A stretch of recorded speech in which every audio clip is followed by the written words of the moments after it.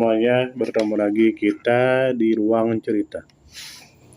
Semoga kita semua baik-baik saja, semoga kita disehatkan badan, dilancarkan rezeki, dikabulkan segala hajat. Semoga stres, dendam, benci, dan semuanya hilang di hati kita, agar kita tidak merasa dendam, tidak merasa benci, karena semua itu melelahkan dan menguras tenaga kita. Ada sebuah cerita, ini kisah nyata. Silakan Anda tulis di kolom komentar apakah Anda pernah mengalaminya atau tanggapan Anda, silakan tulis di kolom komentar. Saya punya teman, saya teman dengan dia sudah lama sampai sekarang. Dia itu bercerita. Nah, dia itu mengambil rumah subsidi. Nah, akhirnya ke sana. Nah, dan kebetulan istrinya sudah hamil waktu ngambil rumah subsidi. Tapi anehnya mereka difitnah oleh ibu-ibu yang ada di sana. Tidak mau bergaul lah, apalah, sampai belakang rumah subsidi mereka itu dilempar dengan batu dan lain sebagainya. Dikatakan macam-macam lah sama tetangga, tidak mau bergaul lah, apalah, padahal temanku itu sibuk bekerja untuk persiapan kelahiran dan uangnya untuk bayar subsidi tiap bulan. Dan sang istri itu cuma berada di dalam rumah sebab dia lagi hamil, mengandung, mungkin perlu menghabiskan banyak energi. Jadi dia tidak keluar rumah. Sampai-sampai karena fitnahannya sudah terlalu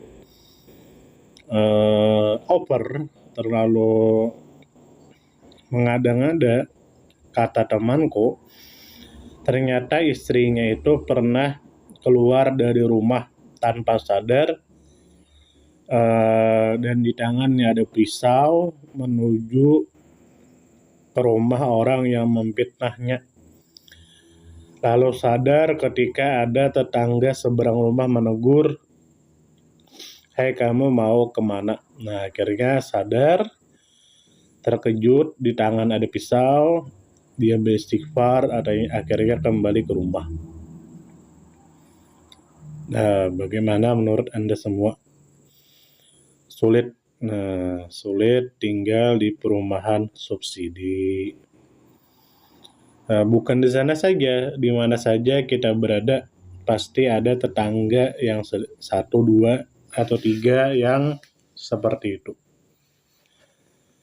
Dan fitnahan mereka itu semakin bertambah ketika ada beberapa ibu-ibu yang ingin berhutang kepada temanku, tapi temanku tidak ada uang. Dikarenakan tidak dipinjamkan, akhirnya fitnahan semakin bertambah. Lalu sampai kapan fitnahan itu hilang? Ternyata kata temanku, fitnahan itu hilang sewaktu temanku itu diminta untuk mengajar beberapa anak mengaji Al-Quran, belajar membaca Al-Quran. Lalu diajarkan beberapa orang, tapi ternyata besoknya mereka membawa banyak anak-anak. Nah, akhirnya anak-anak satu perumahan subsidi itu belajar ngaji dengan temanku secara gratis, tidak bayar. Semenjak itulah tetangga-tetangga rumah subsidi tidak ada lagi yang memfitnahnya secara terang-terangan. Adapun secara di belakang kita tidak tahu ya, kita tidak tahu. Awal mula fitnah itu karena istri temanku itu tidak keluar rumah, di rumah saja dengan alasan hamil yang menguras tenaga, tapi disalahpahami oleh para tetangga. Lalu semakin memanas ketika ada beberapa tetangga yang ingin meminjam uang, tapi temanku tidak punya uang, memang tidak punya, jadi tidak dipinjamkan.